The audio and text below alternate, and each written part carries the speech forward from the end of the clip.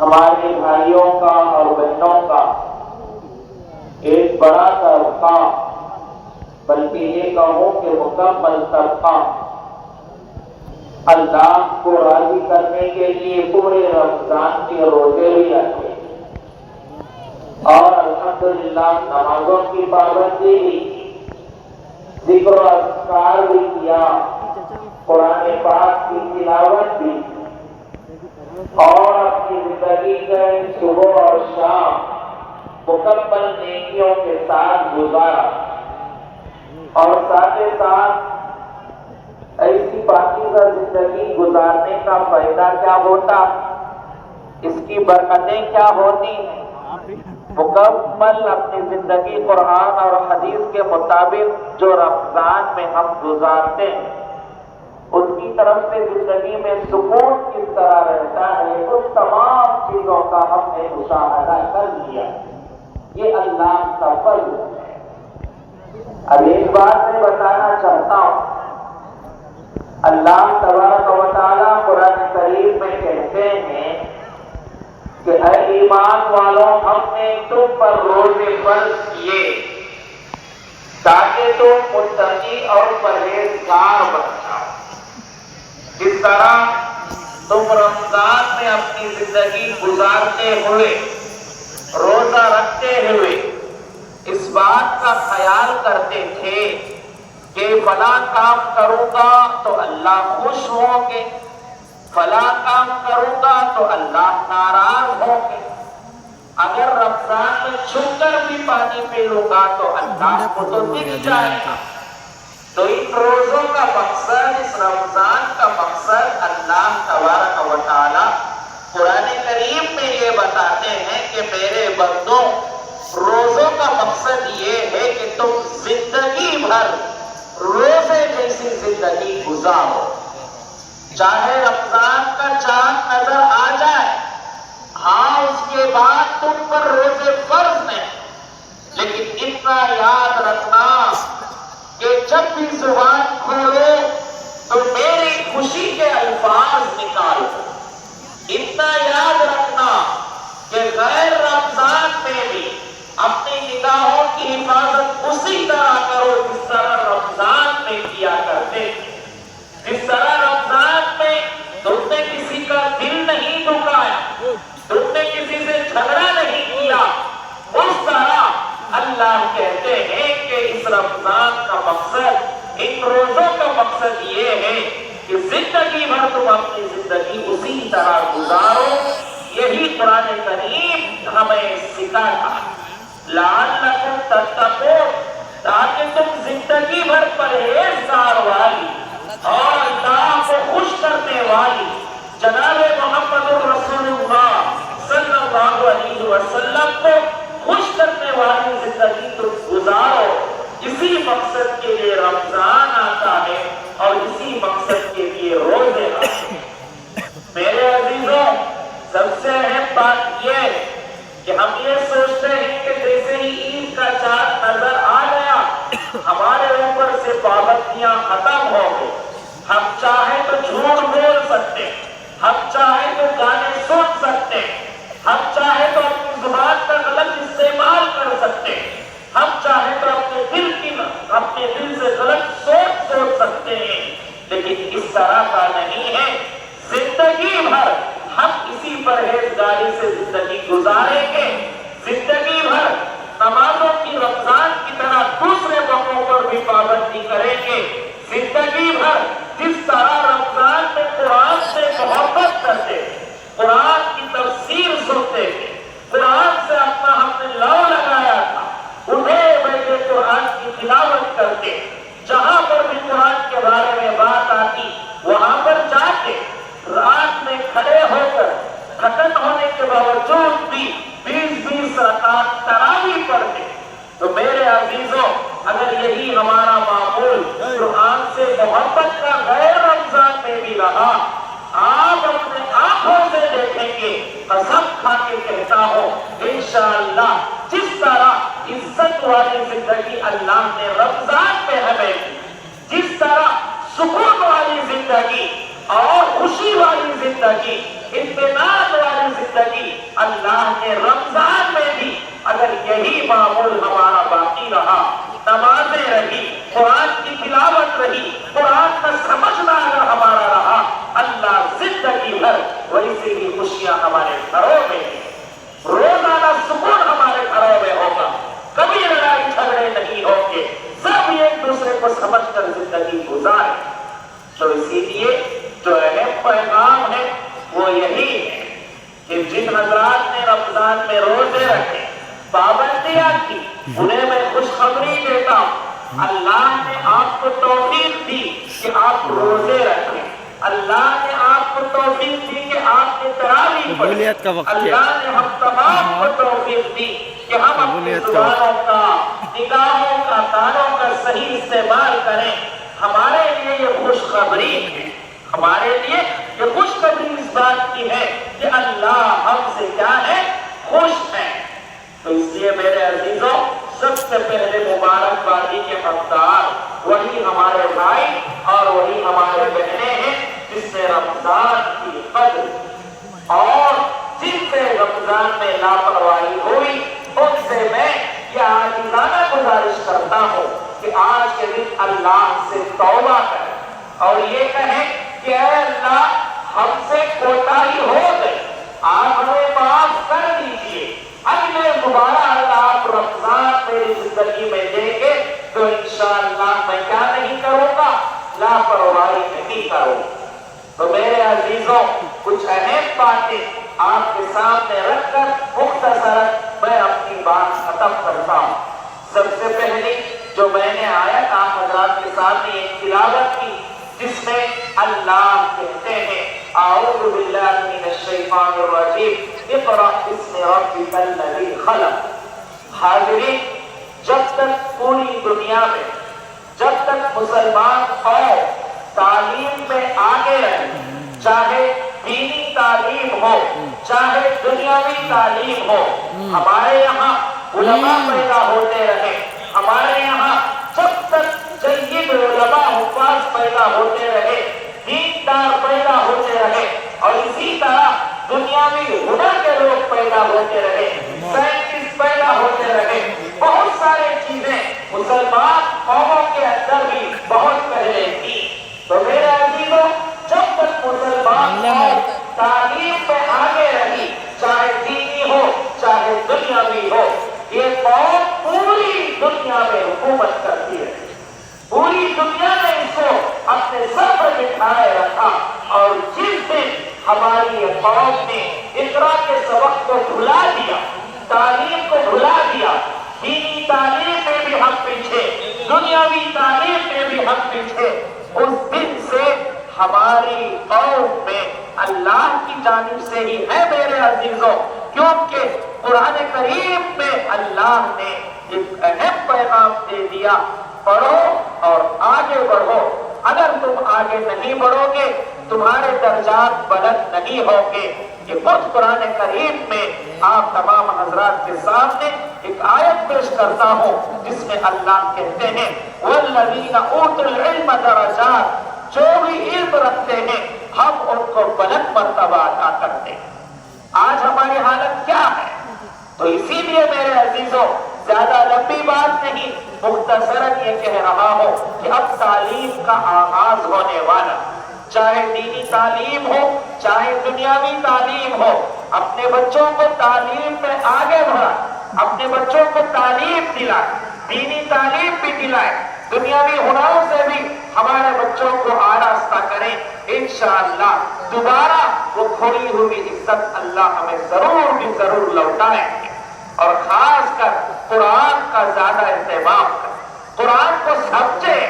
قرآن صرف مردوں پر پڑھنے والی کتاب نہیں ہے میرے پیاروں، قرآن کو اگر اٹھا کر دیکھیں گے رمضان میں تو اکثر جگہ تفسیر قرآن ہوتا ہے، بہت سارے ہمارے بھائی سمجھتے ہوں گے کہ قرآن میں کیا کیا پیغامات ہیں، تو اسی لیے قرآن کا اہتمام کریں، اور سب سے اہم یہ سمجھیں کہ ہم مسلمان ہیں، ہمارے مذہب میں کیا کیا چیزیں ہیں، نبوت کے سلسلے میں ہمارے عقیدے کیا ہیں۔ سرکار مدینہ، تاجدار مدینہ جناب محمد الرسول اللہ صلی اللہ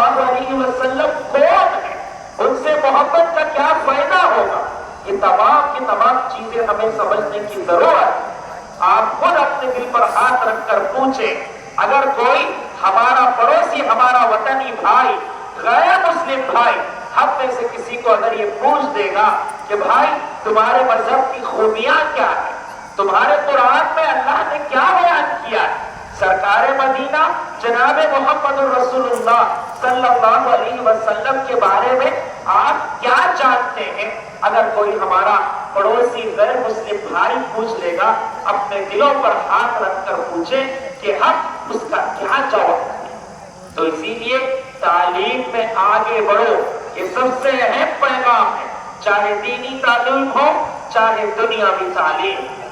اور دوسری بات میرے عزیزوں، قرآن کریم کی جو میں نے آیت تلاوت کی جس میں اللہ تبارک و تعالیٰ کہتے ہیں انما المؤمنون اخوہ فاصلحوا بین اخویکم، تمام کے تمام مومن آپس میں بھائی ہیں۔ اللہ حکم دیتے ہیں کہ وہ آپس میں جتنے بھی بھائی کلمہ پڑھنے والے جتنے بھی ہیں ان تمام کے درمیان میں لڑائی جھگڑے کو سے دور کرو، یہ اللہ کا حکم ہے۔ یہ کیا ہے؟ اللہ کا حکم ہے۔ اس عید گاہ میں اس ممبر سے کھڑے ہو کر میں ہر ایک کلمہ پڑھنے والے بھائی سے گزارش کرتا ہوں کہ اپنے اندر سے اختلافات کو ختم کرو، چاہے مذہبی اختلافات ہوں، چاہے مسلکی اختلافات ہوں، چاہے کوئی فکر والے اختلافات ہوں، چاہے جماعتوں کے اختلافات ہوں، چاہے کوئی اور اختلافات ہوں، اللہ کا واسطہ میں دے کر کہتا ہوں کہ اللہ کے واسطے کلمے کی بنیاد پر ہم تمام کے تمام مسلمان ایک ہو جائیں۔ خاندان کی دشمنیاں اللہ کے واسطے ختم کرو، مساجد کی دشمنیاں ختم کرو، محلے کی دشمنیاں ختم کرو، اور اسی طرح گلیوں کی دشمنیاں ختم کرو، ختم کر کے سب آپس میں بھائی بھائی بن کر رہو۔ آج یہاں سے اٹھتے ہوئے یہ نیت کرتے ہوئے اٹھو کہ میرے دل میں میرے بھائی کے بارے میں، میرے پڑوسی کے بارے میں، میرے محلے والوں کے بارے میں، میرے شہر والوں کے بارے میں جو بھی برائی ہے، اللہ کو خوش کرنے کے لیے ان برائیوں کو میں اپنے دل سے کیا کرتا ہوں؟ ختم کرتا ہوں۔ حاضرین، اتحاد کی بہت بڑی برکت ہے۔ اس دنیا میں مسلمان جب تک متحد رہے، مسلمان جب تک ایک ہو کر رہے، اس پوری دنیا میں مسلمانوں نے امن والی حکومت کی۔ کون سی حکومت؟ ظلم والی نہیں، امن والی حکومت کی۔ مسلمانوں نے جب بھی حکومت کی، تاریخ گواہ ہے کہ مسلمانوں نے سب کے ساتھ انصاف کیا۔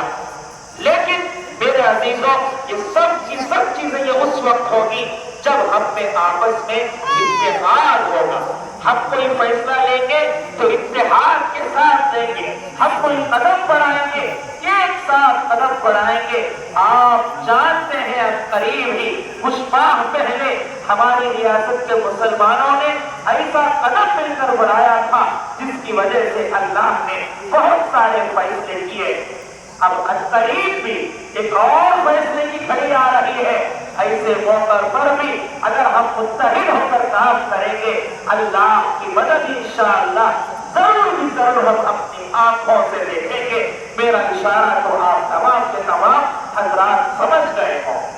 اور اہم بات تیسری جو میں نے آپ حضرات کے سامنے ایک آیت تلاوت کی، جس میں اللہ کہتے ہیں کہ وَقَضَىٰ رَبُّكَ أَلَّا تَعْبُدُوا إِلَّا إِيَّاهُ وَبِالْوَالِدَيْنِ إِحْسَانًا۔ اللہ کہتے ہیں کہ ہمارے ساتھ کسی کو بھی کیا نہیں کرنا، شریک نہیں کرنا۔ اور دوسری اہم بات اللہ یہ کہتے ہیں کہ دیکھو اپنے والدین کے ساتھ بہترین سا سلوک کرنا۔ کیا کرنا؟ والدین کے ساتھ بہترین سا سلوک کرنا۔ میں اس لیے یہ بات کہنا چاہ رہا ہوں کہ آج کل ہمارے نوجوان لڑکے اور نوجوان ہماری لڑکیاں بہت سارے جوانی کی حالت میں آ کر، جوانی کے نشے میں آ کر اپنے والدین کو غلط سمجھتے ہیں، اپنے خاندان کے بڑوں کو غلط سمجھتے ہیں۔ تو اس لیے میرے عزیزوں، میرے پیاروں، میرے نوجوان بچے بچیوں، آج سے میں یہاں پر آپ کو قرآن اور حدیث کا پیغام دینا چاہتا ہوں۔ یاد رکھو، اگر تمہارے والدین راضی رہے اللہ راضی رہیں گے۔ اگر والدین اپنے دل میں اپنے بچوں کے بارے میں تھوڑا بھی انہوں نے دل دکھا لیا، یاد رکھو اللہ ناراض ہو جائے۔ اللہ کو ناراض کر کے ہم زندگی میں نہ دنیا میں بچ سکتے ہیں، نہ آخرت میں بچ سکتے ہیں، نہ آخرت میں بچ سکتے ہیں۔ اور پھر سب سے اہم بات یہ آپ کو بتاتا ہوں، اللہ ہر ایک گناہ کی سزا کہاں پر دیں گے؟ آخرت میں دیں گے، لیکن والدین کی نافرمانی کی سزا اللہ دنیا میں بھی دیں گے، دنیا میں بھی دیں گے، آخرت میں تو ملے گی۔ تو اس لیے میرے پیاروں، جتنے بھی یہاں بیٹھے ہیں، جو بھی میری بات ماں بہنیں بھی سن رہی ہوں گی، اور تمام سے میں گزارش کرتا ہوں کہ اگر والدین ہیں تو ان کی قدر کرو، ماں باپ میں سے دونوں ہیں تو ان کی قدر کرو، اگر دونوں میں سے کوئی ایک ہے تو ان کی قدر کرو۔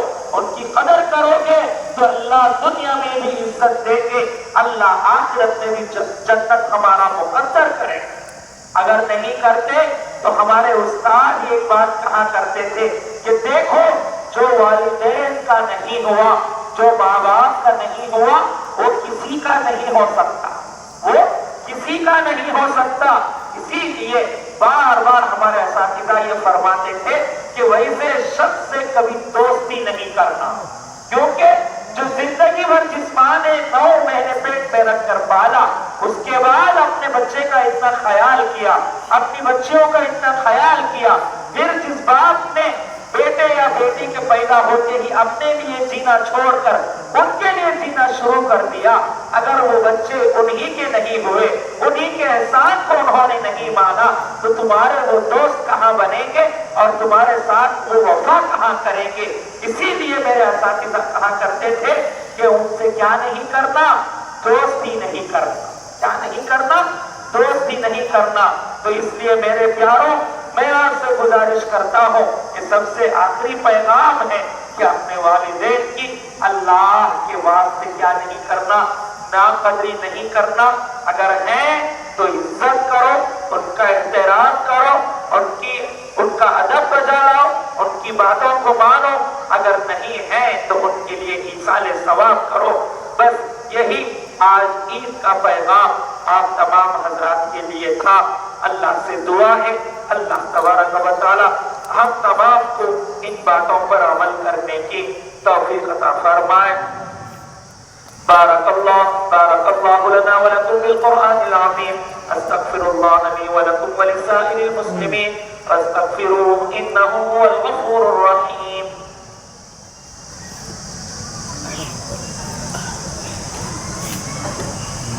Hey, radio sa ng Pinans pero.